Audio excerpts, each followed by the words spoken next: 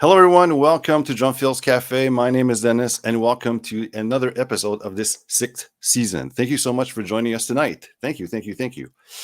Before we begin, as usual, I implore you to go check out all the social media, the Facebook, YouTube, Instagram pages of Drumfills Cafe, and of course, to check out our website, drumfillscafe.com, to know about all the past seasons and what's coming up in this upcoming sixth season. For today, somebody I just met, but I really liked what he had to talk about at the last Drum Fest in Quebec City. This drummer has gained recognition as New York's most talented freelance artist. He is an outstanding performer, session drummer, and educator clinician. He has played an enormous amount of gigs. He'll tell you the number later, but he's about 300 gigs per year for the past 40 years, so that's a lot of gigs. He's a clinician who's shared the stage with Terry Bozzio, Steve Smith, Virgil Donati, Michael Minunin, Jojo Mera, and Jim Chapin, and basically has appeared at Montreal Drum Festival in 2001-2002. He's endorsed by DW, Sabian, Vic Firth, Evans Drumheads, and has played with Jeff Berlin, Osnoy, Mickey Dolenz, Davy Jones from the Monkees, and Chubby Checker. So without further ado, please welcome Mr. Frank Bellucci. Hello, Frank. Hello. How you doing, sir? I'm all right. So coming from your a lovely, very filled studio, I imagine. Yeah, it's a mess. Is this like 40 plus years of collecting stuff? Yeah, we're actually paying for storage too, which we don't need to do that. But the other side of the basement here is filled with drum. My garage, and it's funny today. I had to go pick up my daughter. She dropped her car off. Okay. I opened the garage door, and there's all boxes on my driveway because I had ordered some rack system from DW a while ago. Okay. So today was the day, and so now I have more boxes in the garage where I could barely even get in the garage. So yeah, it's just too much stuff. So if I ask for like a specific item, you probably have it, but you don't know where it is, basically. You know what? Yeah, there you go. Because sometimes I'll look for something in the garage and I'm moving stuff, going in boxes. I go, oh, wow. Now I know where that drum was. Or I find cymbal bags, So we always say one day we're going to go in the garage, take everything out, throw stuff out. But it hasn't happened yet. So one of those days. It's like COVID. We all said, oh, I'll get to it when COVID, through COVID, Yeah. like, oh, I never have the time. And then COVID hit. We're like, actually, it wasn't the time because we're not motivated to do whatever it is that needed to be. I hear you on that. I know. So let's talk about, about you, about drums, about all the stuff. I basically met you a couple of weekends ago at Right. Drum Fest in Quebec City. It was an awesome meet. Very cool. Let's talk about a bit where you come from. So you're in New York and you had the pleasure to study, I believe, back in the day, just to get some background on you with Jim Chapin. And is that how you started your drum? Like what got you started in drums?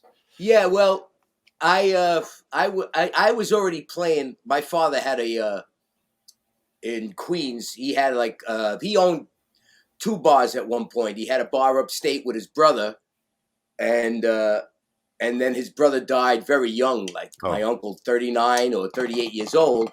So that was it for my father. He got rid of that, and then he was in this other little bar in Queens where I grew up. So at 5 years old, he would take me there. And there was a drum set at the bar. Some old kid. I wish I had that now.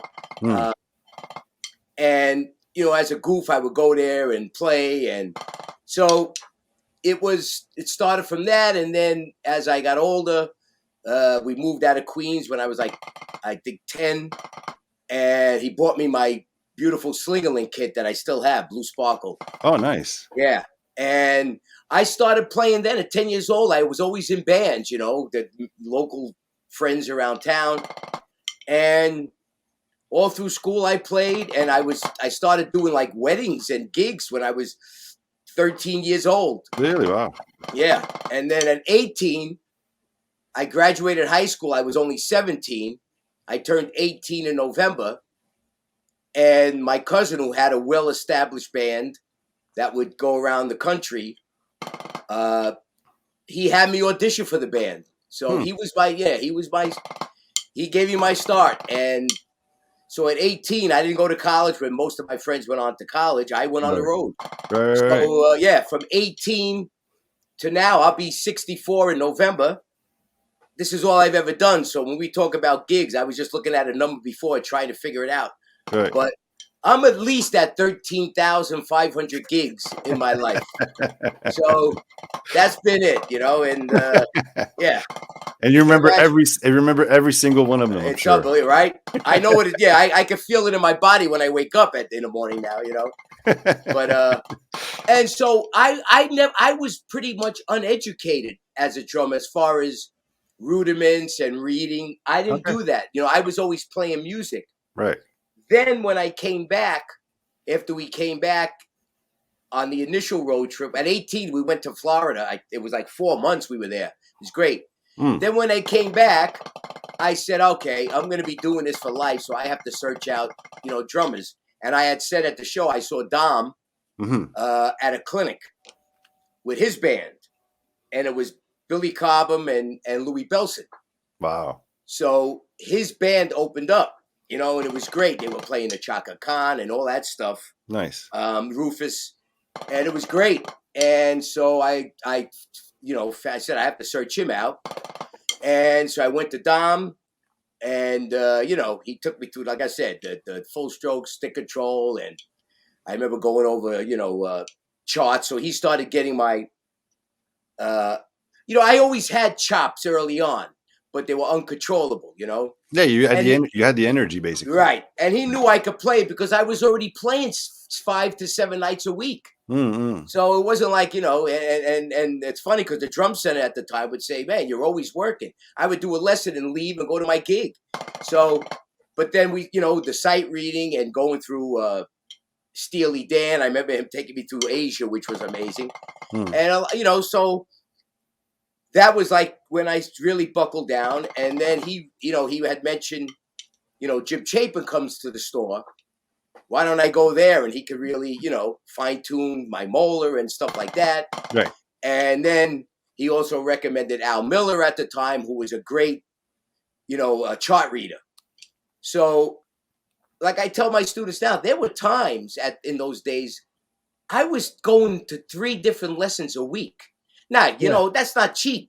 Even though when you think back to how many years ago it was, $25 for a lesson was a lot.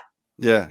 So if I was going to 3 lessons a week with different teachers, that's why, I was always working, but that was my dedication. So, I knew Dom, I would be going for certain things. And then Jim was basically going through the Molar and Independence book. Right. And Al was all just chart reading. And that's when I started doing the rudimental books.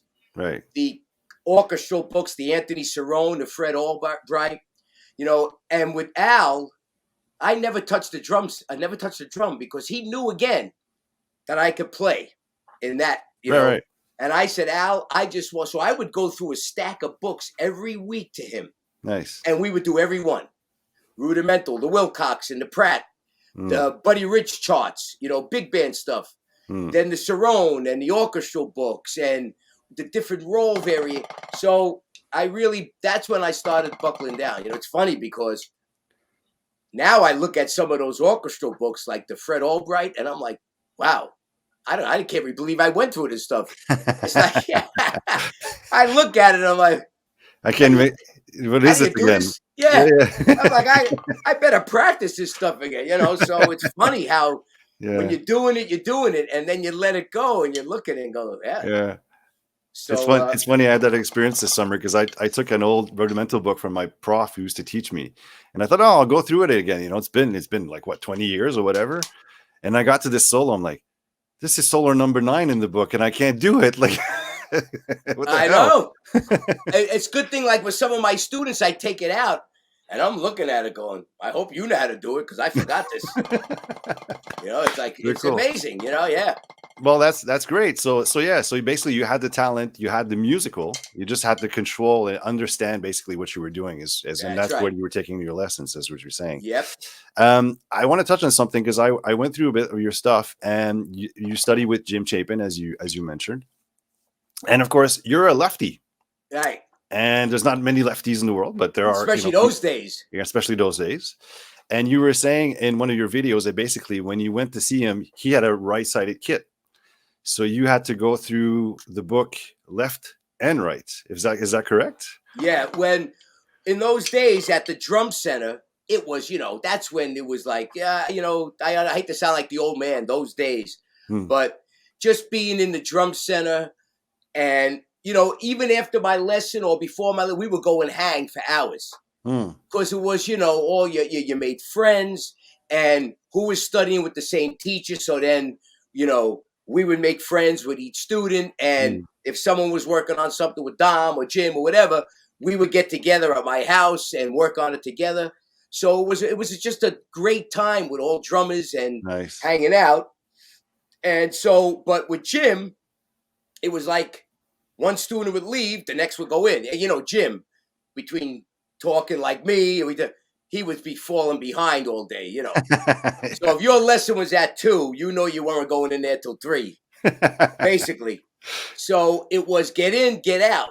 So of course I was the only lefty, and I would go in, and the drum set was righty, and to take time to start going Right. cymbals, tom. So I would just take the snare drum and the hi-hat and move it over. Okay. I wouldn't even use the floor tom. I'd leave the floor tom on this, so when I was done, I could do it quick for the next guy. Mm-mm. So, but my ride cymbal stood where righties, where it's on this side instead of where I play here. Mm-hmm. So going through his book, I'd be either doing this cross and then I go, wait a minute. So when I started coming home and saying, all right, I'm going to do his book, lefty and righty. Nice. So I could go in for the lesson and again, I don't know if I could do it. I could, still do on my lefty kit, the right hand and the left hand, but I don't know full righty again to go through his book. I have a righty set here for the students, so I might have to try that again. But yeah, I would always, it pushed me to do things, where I could go in and say, all right, I'm ready. And it was the same with Al. He would give me a page each book. But not only would I do that page, I would do the one after.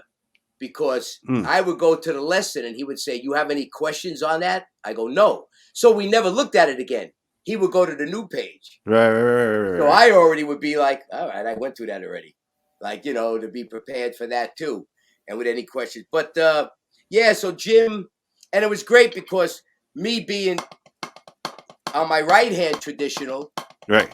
he would sit across from me. So it was like a mirror. Remember, yeah, because he was doing the left. Yeah, exactly. Right. And yeah, Jim was just, a special breed. And the great thing with Jim, I ended up subbing for him in those days because his wife, his wife would call me. And if Jim couldn't do a gig, it was all the way out east, his jazz gig, she would call me. So here I am subbing for Jim Chapin. I got to meet a lot of these great jazz players, much older than I was. And so it was, we became really good friends, Jim and I also. What, like, how old are you when you're subbing for Jim? Yeah, but, early 20s, if, Wow. Yeah. Really cool. So that was a nice experience. And especially the players I got to play with, No, exactly. Yeah, You're applying everything you're learning with him and applying everything you're learning with Al and right. And that's exactly. And like I said, I already was playing my whole life. So I already knew how to kind of play brushes and I knew all the styles even as a kid because those days, that's what it was. You had to, and especially when I went on the road with my cousin, he would say, you better have brushes. You better know every style. It wasn't where you played one thing.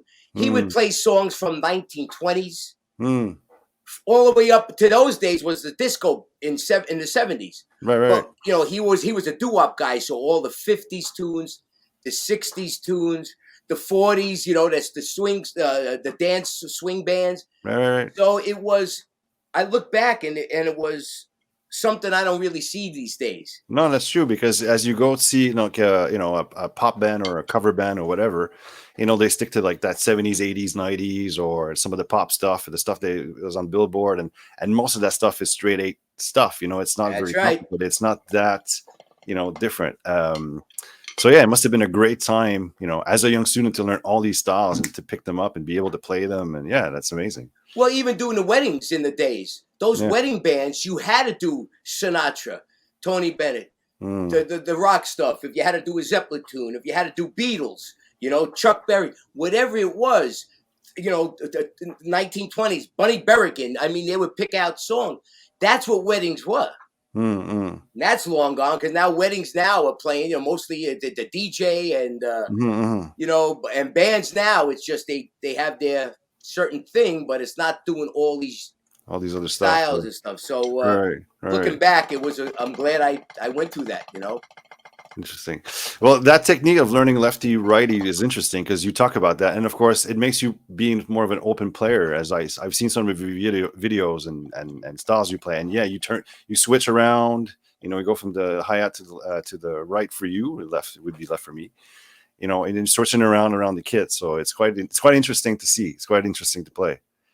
It's and again, like I said to my students, because I was all lefty growing up. Everything lefty, the only one in my family, so it's like you again, like we said, there was no drummers I saw. And when I went for my first lesson, I was only like, I think my mom took me to a local store when we moved out here, and I was like, again, 10, 11. I didn't know what I was doing. So naturally, the teacher's going to put traditional, in my left hand. They don't ask what I want. So I'm like, all right. And then one of my other teachers saw me playing baseball, throwing, batting lefty. Right. He's like, well, you're a lefty? I go, yeah. He goes, well, we got to switch you around. Now, that was, for me, what? I never saw anybody holding it like this. So, in a way, it was like confusing in the beginning. But I always tried to, as I always have a righty set. So I'll sit down as a goof. On my drum set behind me, I have like 3 different hi-hats set up. My main one, and then a cable hat. So, and then I always try to keep rides on both sides. As a drummer, we shouldn't think righty lefty. No, it's true. You have 4 limbs. That's what I tell my students. So you don't want one side to be so much stronger than the other. Do they have to be the same? No, that takes years. If you want to do it, great. But you want to be, at least where you feel pretty comfortable. With all your limbs, and that's stuff that I strive for, and try to teach. Cool. Very nice. Let's talk about a bit what you talked about at the Drum Fest these past few weekends. You were talking about 2 things. You're talking about the stroke and how to play the stroke. So I guess Moeller and all that you learned from Dom and Jim, and also how to play soft, which is something also you were talking about. That's a real thorn in my side with a lot of, not only drummers, with a lot of players. I've been lucky that, a lot of my gigs are just restaurant gigs where I'm bringing a snare, a hi-hat. I bring my friend made me the little 15-inch, it was a marching snare that he made a bass drum out of. All right. That's it. So, you're here and a couple sitting right here. So they see drums right away. They're freaking out. So, exactly. Let's face it, your spaghetti get a kick. That's right. They're thinking, oh no, as soon as I walk in with the drum, and I always tell them, don't worry, I'm going to hear your conversation more than you're going to hear me. Yeah, exactly. And after a while, they're like, you can play a little louder, because if they're talking, I'm like, there's an argument. You don't want to hear it. The volume control, even, I do this jazz jam on Sundays, and drummers come down. And it's a jazz jam. So as soon as they sit down, it's like they go right into their thing. I'm like, are you listening? Do you realize, do you see people around you? And it's just, even I've had students come down here and I go, all right, just play for me. And it starts with, drums. It's easy to want to just hit. Yeah. But when you say, like, what I do is when we're on a pad or whatever, I take my stick and I go like this, right above their hand. Like 2 inches away. Now play. And you could see it's like it's so uncomfortable for Mhm. many drummers because we all want to. Oh, good! I can feel the rebound. You're not feeling that down here or with brushes. So that's something I learned early on with my Mm. cousin because we'd be on the gig and he would say, if they complain, you're wrong. No, that's true. That's true because you're playing for them. That's right, and you have to learn. And the thing is, with drummers, you tell them to play low, and they slow down. That's true. That's true. So every student, I say, volume should never affect the groove Right. or the intensity. Mm. That has nothing to do with it. You should still be able to groove and be intense at Mm. every volume. Mm. It's like, I play louder, then they speed up. So it has nothing to do with it. Mm. So the control, let's face it, the hardest thing to do is to play very slow and very low. Mm. We all have that nice comfort 120 where everything's natural, Right. And I've done it with students here. I put that click on like 38 or 40 and go, all right, well, you just played, now play it there. But play it at triple P. Mm. And you can see it's so difficult. It's crippling, yeah. Yeah. No, And exactly. that's the thing to understand. But it's not only drummers. I play with guitar players or whatever in a restaurant. I go, already we're too loud. I could tell you we're too loud. Mm. Yeah, okay. And meanwhile, with them, all they have to do is turn the amp off. It's so easy. But they tend to turn it back on as just the guitar players, though. They're touching the pedals. They got to have that sound. It's like, oh. Go ahead. But sorry. so I talk about, and also, like I said, getting this when, first thing with Dom, and it was like, again, I'm going to be 64, and with the amount of gigs I played, knock on wood, because I've had students here in their 20s already with carpal tunnel and injuries, pain. right? Yeah, because like I watch some of these videos on social media, and they're young, and I'm seeing their hands, and I hate to say it, but down the line, I don't have to tell you, as you get older. No, for sure. It's going to happen because when we're young, we're all like in this, you're like Superman. Doesn't matter. You bounce off. What? I'll fall off that building. I'll be okay. There it is. But I'll tell you what, as we get older and listen to this old guy, it's like you have to really understand, okay, I have to, so every day I make sure I do this, just as my warm up. And then when a lot of times I play doubles and triples. So imagine playing 3 gigs in a day. Right. Where I start at 11 a.m. for maybe a brunch or whatever, 11, 12, 1, 2. Then I'll go to 3 o'clock for like a wedding, to 3 to 7, whatever it is. And then I do a club from 8, where I'm back. So now, by the time I left my house in the morning, let alone lugging the drums and, Yeah. I mean, you're doing physical stuff all day. So I come home at 1 in the morning, whatever it is, and before I go upstairs, my garage is right here. It's like I'll do this for like 10 minutes just to kind of chill down. And then I take the hot shower, So I don't like just coming home and then, unloading my drums back in the garage and then going up. I'll just kind of say, all right, thank you. Thanks for getting me through. Thanks a lot. Here's your here's the medicine. There it is. Don't forget, we start early tomorrow again. Don't fail me now. So it's so important, and I see it on a lot of drummers these days. It's just it's great chops, but it's nice to look at visually. That's the thing. It's visually impressive. Right. But it's not as musical sometimes. To reiterate a bit what you were talking about, my prof at McGill, I was heavy into rock. And he's like, okay, I know you're interested by jazz, but let's try this. And he just sat me down. He gave me my stick and my ride. And he said, okay, play the swing stuff at 40. That's it.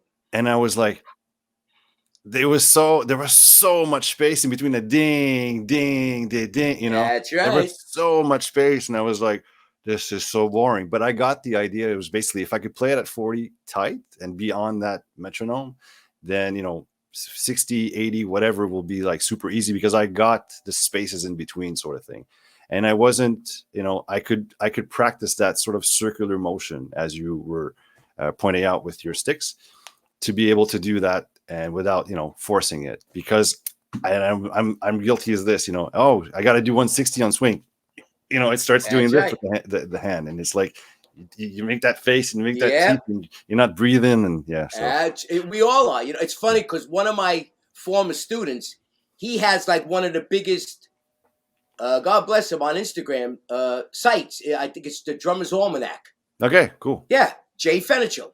And some people had, I'm bad with social media. I haven't, I know this is the way the world is now.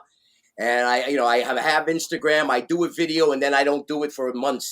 But, Don't worry, you're working. That's what's important. and that's what's funny. I said it became now where everything's judged by how many followers. And you're like, well, what happened to what I was taught? Go out and learn your craft. Learn how to play music. That's what drums are for, and you're like, did that get lost in the wash now? And I understand the social media, but it became like, oh, how many followers you have? I'm like, I might have 2, but how many gigs that I, but anyway, I could get on and on. We got, you'll be editing that. Forget it if I get started. But Jay talks about someone that told me on one of his, videos, how when he came to me, Jay could already play, and the swing thing, and I put it on 40. I said, all right, well, you just played now play it here. And it's like, no, there's so much space. It's like the Grand Canyon of space, and you're like, yeah. That's right, and there it is. So it's always doing things out of your comfort zone. Exactly. You know the book, the Gary Chester book, New Breed. Yes. So I got into that many years ago, and same thing. You would have friends saying, "Oh, I went through routine." He had all these routine. I went through routine this and that. I'm like, oh man, I got to do that. So I would, practice it. And this is when I had like a big, what's that word where you just sort of a revelation moment. Oh yeah, that's right. Yeah. And I was doing it where it was he had 3 hi-hats, I think, in the setup. And it was this system where it's a mixed sticking and then you're going through the bass drum and I'd be doing it. And I never forget, I'm going through it. And I got it. And I was like, okay, don't breathe. You got it.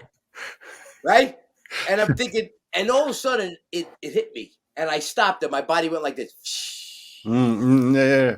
So I went, wait a minute. Don't breathe because you got it. And then my body felt like I just went through it's like, I'm like, I go, and so it hit me. I go, you learned this all wrong because it's almost like your ego takes over because you got to get it. I am going to get this. If he could get it, I could get it. Right. And I was going through it at all costs. And it was wrong. So I had to finally, the breathing, and this is what I always preach to the student, the breathing in your nose, out your mouth. It's the exercise you'll always get, I tell them. But if you give in and start tense and unnatural, it doesn't matter what you're playing. It's wrong. Exactly. Because it won't feel correct. It'll never work. It'll sound tense. That's right. And it's never going to be part of your repertoire because it's not really inside you yet. So until you get it where, and I always have them sing and talk, when we're doing something like, they'll go, I can't talk. Yes, you can. If you're playing something, that's how you know you own it. Yeah. If you're doing like the Chapin book, I would go through that and then sing another book. The fifth hymn, and that's how I knew now I own this. See, not where it's on the surface. How we all get things. I remember talking to Terry Bozzio. Look what he's done. Right. And he said there were certain things he works on for a year before he brings it out in public. So think about that, where like plenty of times I work on stuff down here and I'll leave the drums. I go, all right, I got it. Nah, not really. Because you could tell the next day I'll go down. I go, until it's really, you know what I mean, a part of you. And it takes that always staying in touch with your body, your mind, your body relaxed, how you're sitting. The shoulders don't go up. You don't get tense. You don't start leaning because you're doing something with the feet. Mm-hmm. Everything has to be in control when you get it, Mm-hmm. and that's when you know, all right, now I own it. So it's a process, Very cool. Very cool. I gotta let you talk about. You wanted to talk about your feet because you have a book that's out. That's available, I think, still for. Well, you I have have to the get it. copy Yeah, I have to get uh, it out again. called Feet First. Yep. And talk about the book. What is it exactly? Is it taking rudimental stuff and applying it to the feet? Like, what is it exactly? Yeah, the more so, I did it for balance Okay. because that's something else I watch. Like when a student's sitting here, I'm sitting behind them. Mm-hmm. So that's what I want to see. For instance, when I would go see drummers, I want to be behind them. Especially it's a drummer that I admire that grooves. I want to watch how the body works. And I'll never forget, I was lucky to sit behind Buddy Rich Mm. below his riser. Because where I was teaching at the drum center, they had him. We had him a couple of times playing Mm-hmm. at Hofstra University, and then at it was like a Knights of Columbus Hall or something. So, being that I worked for the drum center and was teaching there, they're like, all right, you could be back, you could be behind him, but just, so his riser was up here, and then the big band. So we kind of sat right behind. And I Yeah. always said, all the years of watching Buddy Rich on Johnny Carson and all these, I'm finally sitting and watching him, his feet, his body. And it was like, there it is.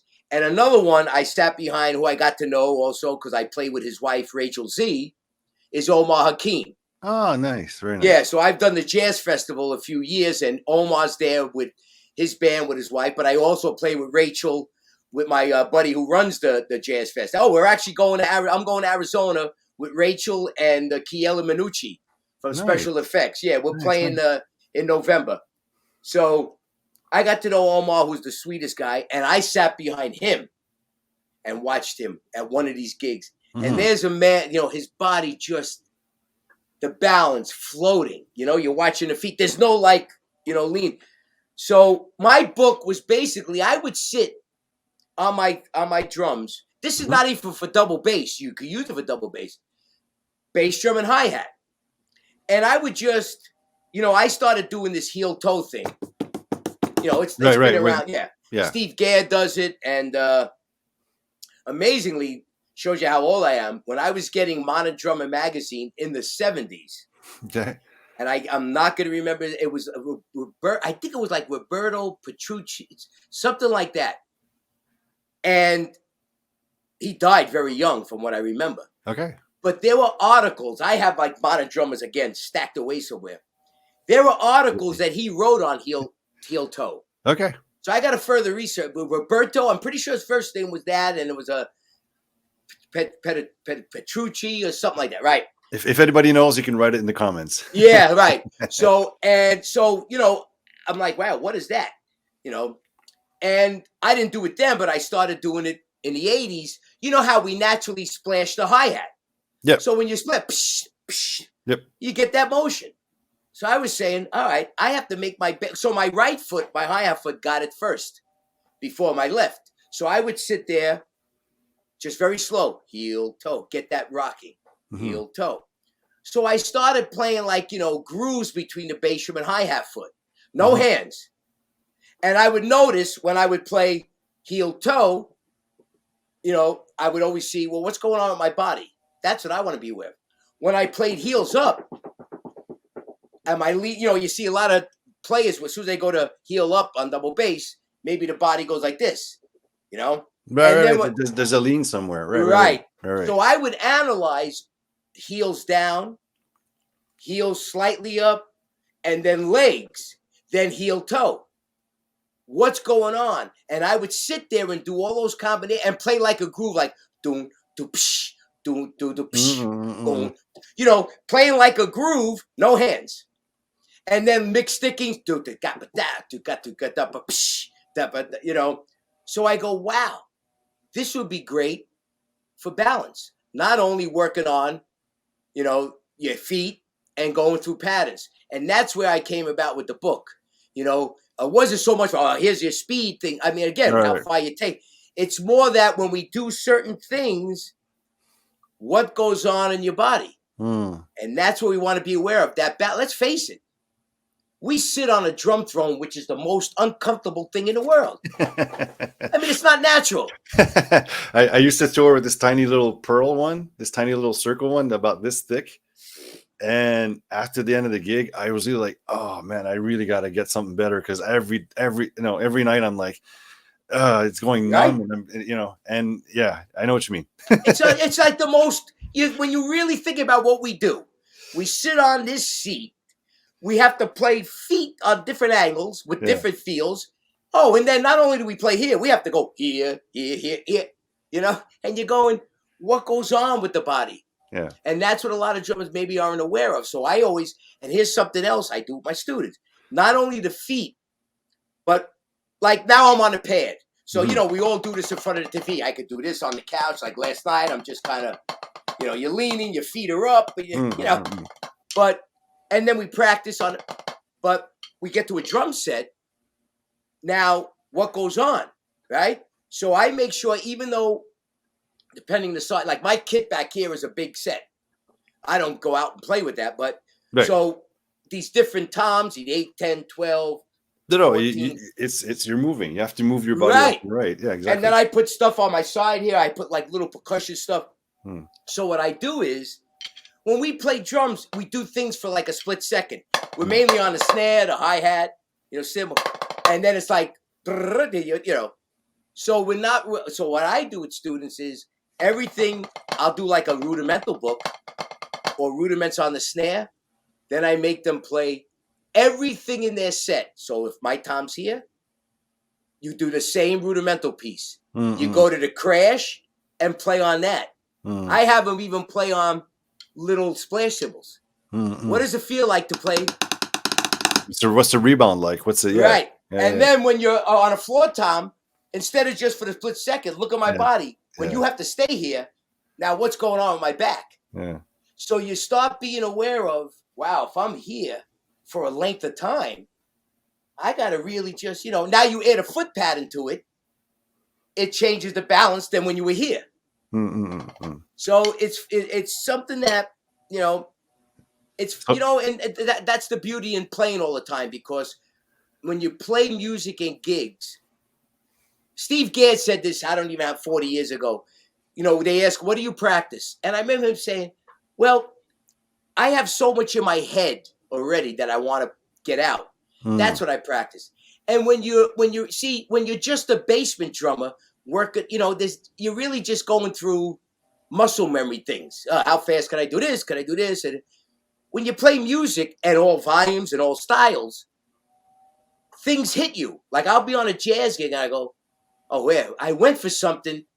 How come it didn't happen? It happened. Yeah, no, exactly. Yeah. All right. So the next day, I come down here and go, what was it? You see, so the more you're involved in playing music, it'll guide you what you need to work on: volume, balance, feel, tempo, and another thing, the balance of sound, like I talked about it. Not overriding one thing. Right. How do you balance the sound that you're making?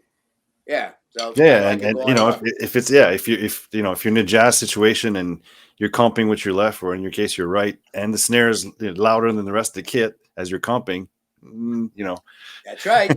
For instance. Yeah. So basically, just to summarize, so your book is about basically just doing exercises in order to get that balance, is what you're trying to say. Yes, balance and working on the heel toe. Like I wrote splashes. Okay. So I need to get it back out there.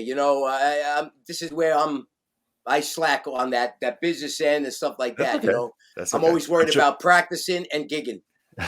You're a working drummer. You're an actual working drummer. A lot of us, that's what we just want. And you're living a dream, really, Frank. That's some dream. A few more questions. Go ahead. So basically, yeah, we talk about the grip. Talk about a bit brushes, because I've seen you play brushes, and of course, it reiterates of what you're talking about the volume and stuff. What does brushes bring to your playing as if you practice them? Because they don't seem to be as popular or as used, I should say, in some gig situations. Yeah, it was a necessity. Okay. Like again, at 17, 18 years old, my cousin said, I better see brushes in that bag. Mm-hmm. So, and I always loved it, watching, the Philly Joe and Shelly Manne, great brush players.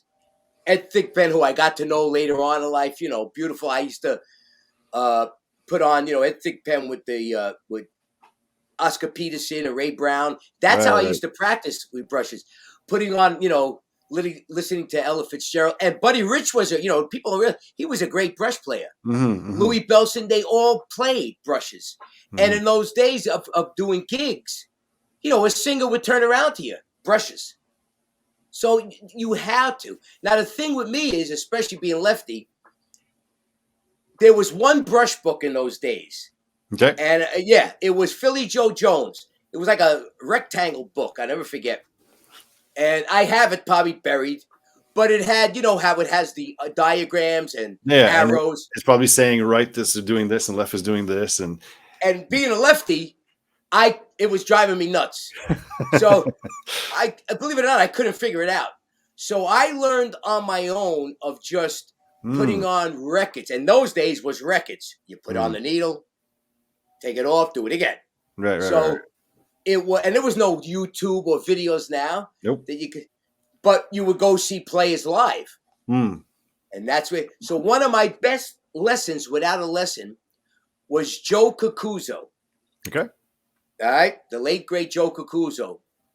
He played Tony Bennett and Peter Nero. Well, but I was doing a 6-nighter in Manhattan here. And we were playing, and someone peeked their head in and goes, on a break, come over here, It's like, all right. And what's funny is, I go, why does he look familiar? Joe Cucuzzo happened to be on the cover of Modern Drummer. Okay.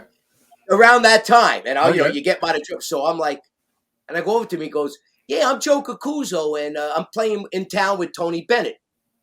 I like the way we were just playing dance stuff and stuff. But my cousin's band, we did Sinatra. So, and he goes, why don't we go out to eat after this, whatever it was. And we went out, and he also had developed, geez, I'm really old, these things, they were called drum breaks. Okay. And you know how your bass drum would move? So he had these bars that would hook onto the legs of the bass drum and come around to your seat. Interesting. Drum break. Yeah, I wonder if they're still around, So we're at the table, no sticks, no brushes. And I said, hey, Joe, just, with your brushes, and with his hands, and just on the table. Right. He was just going like this. Swish, and he's counting it like, cha, cha, gee, da, da, da, da. And I'm looking at that. I'm going, so you said that, dude. You see what I mean? So just this stuff. And I'm like, wow, I could hear it swinging and playing, on a table with just his fingers and, doing this. So that helped. And it was basically learn on the gig, So I tell myself, get a snare drum, get a nice coated head on it. Right. And just put on a nice ballad and put on just a nice medium swing thing. Ching, thing. And just, there's plenty of books out there now, but they confuse me. I know John Riley has it in his book. I'm like, I go, I don't know. I can show you, but those things confuse me with, this goes that way. So, and it's a shame because it seems like it's becoming a lost art. I always try to tell my students, at least have the brushes. Even if you're not doing the gigs, work on your rudiments. Right. Work on your stick control, because it's a whole nother feel. When you could get that feel with brushes. So just have it in your hands. And plus, brushes doesn't mean you have to just play jazz with it. Yeah. When I'm at a low gig and we're playing like a little backbeat thing, brushes do. you get that little nice slap, you know. Mm-mm-mm. So it's yeah, I love playing them, and I'm lucky that I get to do it at least a couple times a week with the gigs I play. Mm-hmm. There are times I don't even pick up sticks. No, there you go. So there you go. So they're still useful. But well, let's use the last few minutes to talk about your career, about all these gigs. I mean, talk about where you play. Like, what's the scene like in New York these days? It's a lot. Is it changed a lot? Is it the same? Yes. Okay. This is, I got to be careful. This is my thorn in the side. It's okay. Go ahead. All right. You know, like I said, my friends went on to college. You know, I graduated high school in 1976. Okay. And then I went on the road. And now we're in 2086 now, whatever the year we're in now. 22 for now. Yeah, right. And it's all I've ever done. Now, Right. when I was single, you know, and being foolish with the money, you know, buying this, buying, my father would say, now's the time to put it away. Mm-mm. Well, I was thick-headed, and I didn't. So, but that's life, you know. Yeah, But it was when you're 20s. You want to spend that's it. right. Yeah. So, you know, and that's what I was doing, playing all the time. And it was a great living. Because in those days, when you were in a band, that was your band. And you had an agent. Mm-hmm. And you were booked, not one-nighters. You were booked at least, like with my cousin, the deal had to be, we had to be in a place at least a month. At least a month. There were gigs we did for 4 months where you left your equipment set up. Just think about that. Wow. For 4 months, you had maybe a day. If you did it, the next day you would be gone. So we would do at least 1 month, and you never were out of work because the agent had the rooms. So let's say we're at the Hilton hotel, you know, out here on the island. He would say, after this, you're going to Connecticut to the Sheridan for 5 weeks. After that, you go to New Jersey for 6 weeks there, and then you come back to Long Island. My cousin would have to ask for time off because it was, but nonstop. Yeah. you never had a deal with a club owner. The agent got the check. He paid my cousin paid me. That's what it was. There was no haggling. What? There's only 3 people here today. No. So there was something to be said about those days that no band was getting in those rooms if they weren't with the agent. Yeah. There was sort of a procedure, a way of doing it. Yeah. And everybody I worked with in my cousin's band, that was their job. There was no other job in the day. My cousin supported his whole family doing that, right? That was the job. This was my job.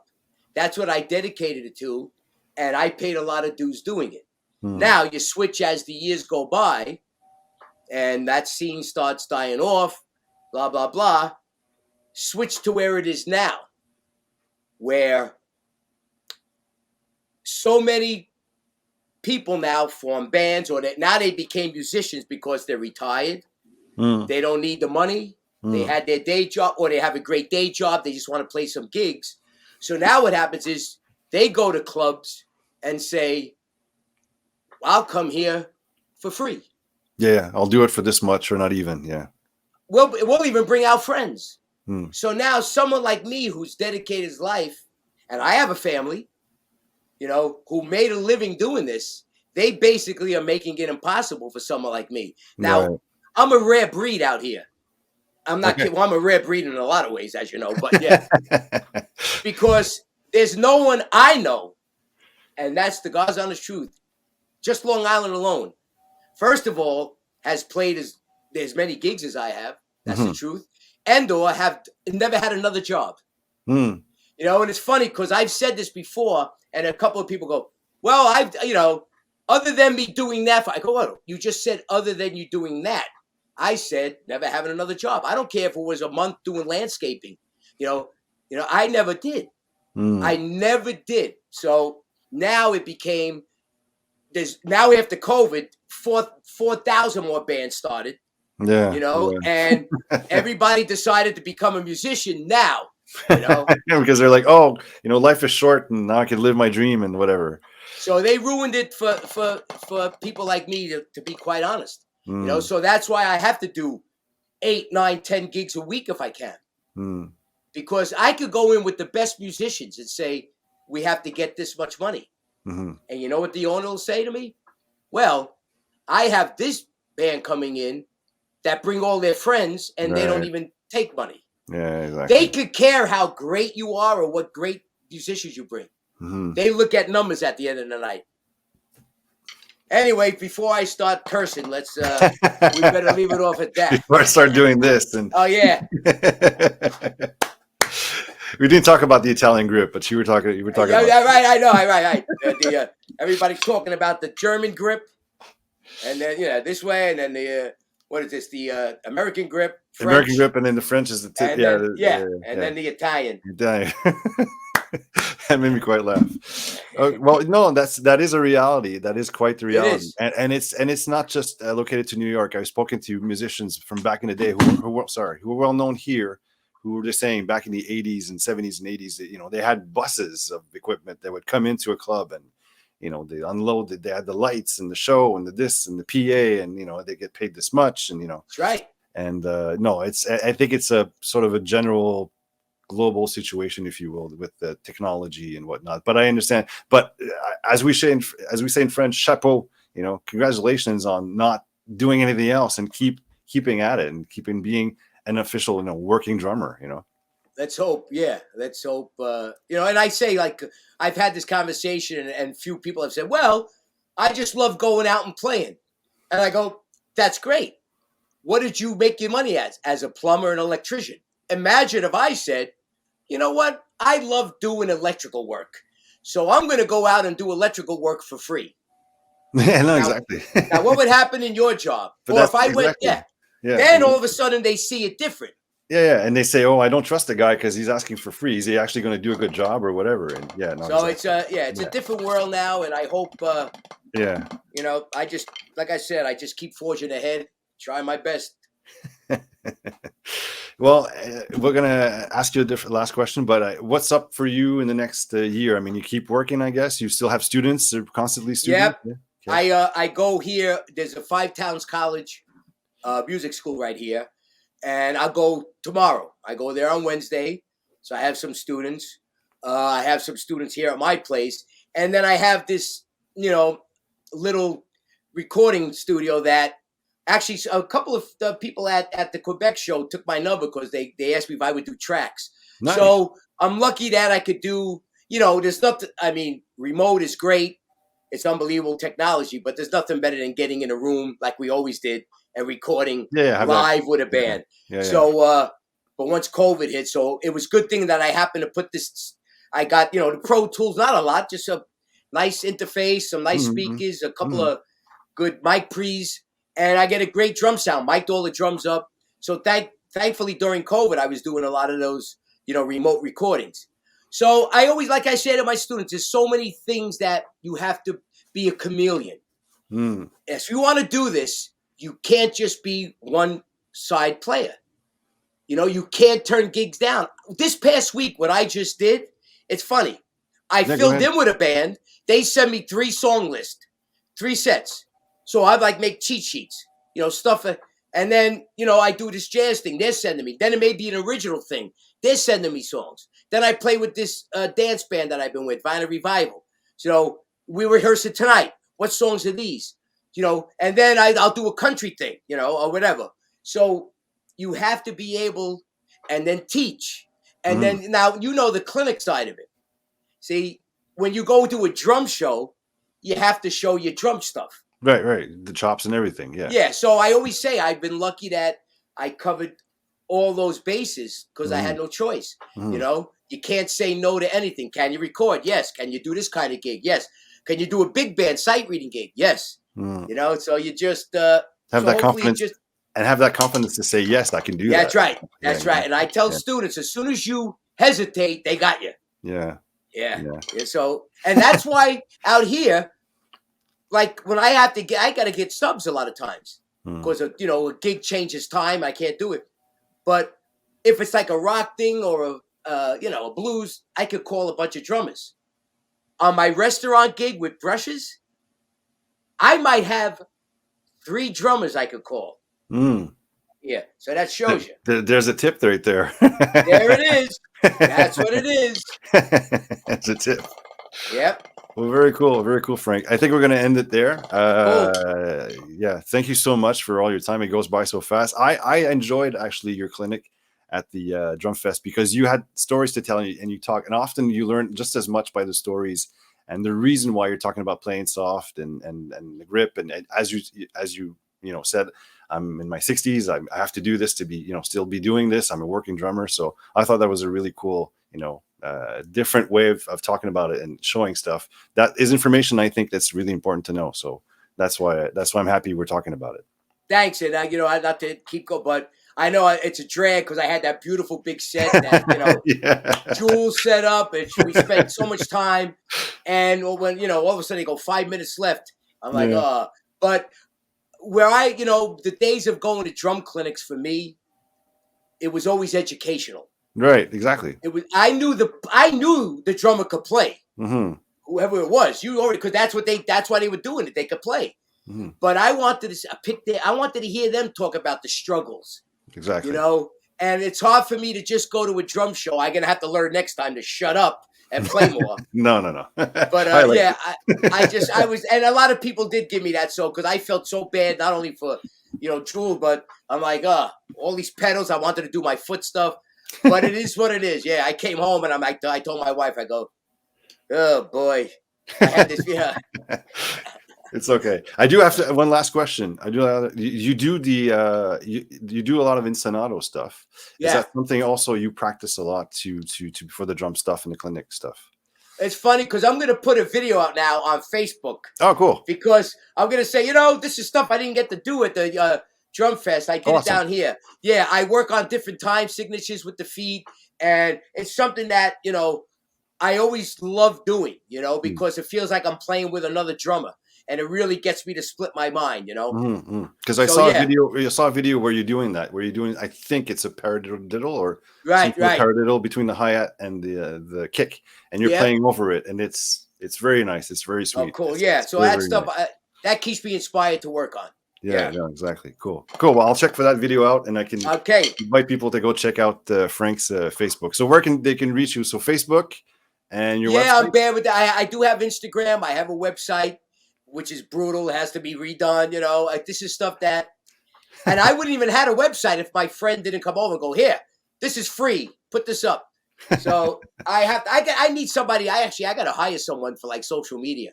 So there Anybody you go. Available? Yeah. If you want to help out Frank, we can reach out to Frank on social media. Get me on Instagram where I can get 4 million followers tomorrow. Awesome. Thank you so much, Frank. It's amazing. And you got so much information. It's really cool. Thank you so much for sharing it with us. Well, I appreciate it. It was great meeting you and everybody there. They're all beautiful people there in Quebec. Yeah. And hope to come back, Cool. Thanks so much, Frank. I wish you a good evening, good gigs. You too. And talk soon, my friend. Thanks a lot. See you later. Bye. Thanks so much. That was our episode for tonight. I hope you enjoyed that one. Come back next week for another episode. Until then, all the best to you and keep your stick in your hand. Ciao, ciao.